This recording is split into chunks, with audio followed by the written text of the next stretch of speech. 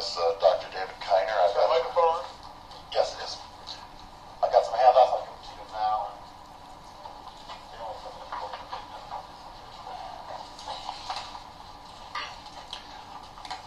I'm a member of the Sailboat Bend Civic Association, and I'm happy to be serving on the Historic Preservation Board. Tonight, though, I'm speaking to you as what my profession is as a psychologist. And I want to relate to you an epiphany that I had, and also give you a personal confession. My epiphany was when I arrived here 5 years ago. I came from a very large McMansion of about 10,000 square feet in Central Florida, but I was on 25 acres. I was charmed by the Sailboat Bend Civic Association. I was charmed by the layout of Sailboat Bend, and I was charmed by a particular long, skinny piece of property that was on the water. It was from 1938, and I thought that was pretty appropriate because here we are in a similar situation at the end of a depression. And people built houses at that time that were appropriate for them. I knew I would have to have a little tiny closet. Not a lot of clothes in those days. I knew I'd also have to have a little tiny bathroom, but I could live with it. But what really bothered me is when I got into the kitchen and all the cupboards were little tiny and none of my dishes would fit. Until I realized, like a lot of Americans, I was using 10-inch plates.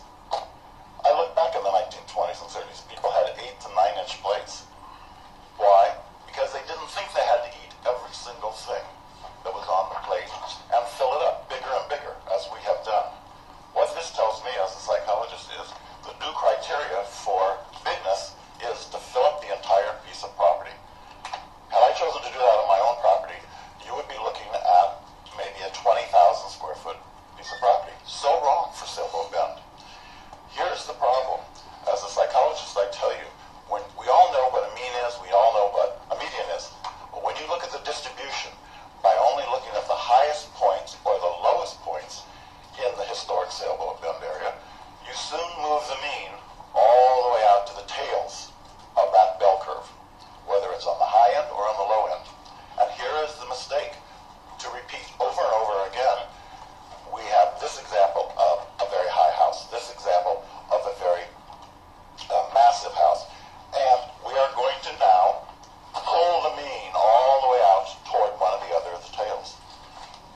That's where you make an error. You look at the median. You do not look at the mean. The mean will over and over again fool you. So I came into a village. I wanted to live in a village, and I asked myself, what makes a village? I talked to the right people in Sailboat Bend, and 30 seconds. for my project, which I've now spent 3 years doing, I got incredible help from the city, from the knowledge that all these people have, from Maryland, from now 2 architects that I've hired, who are one of which is the chairman of the Boca Raton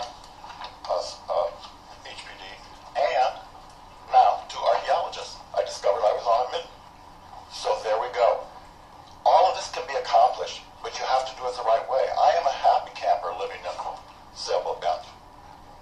And it in no way stands in the way of doing something the right way. You just have to learn to cooperate and work with the people in Sailboat Bend. They share their knowledge every time. I'm sorry to go over. So are you on the Historic Preservation Board? Did you vote on this when it came before the board? Oh, that was my confession. I voted for the project. My confession to you is I made a mistake. When I really thought about it, I realized I had incorrect information, and I would, if I had a chance to Information vote is again. incorrect. The height information was incorrect, what I was judging on for the height, and the fact that there are several criteria that if you go back and look at Maryland's report, which I valued, there was a lot of, it almost meets the criteria, not quite meets the criteria. And I realized we are stretching the criteria so it'll fit, and that's not the way to do it. When Marilyn testified tonight, she said it still meets the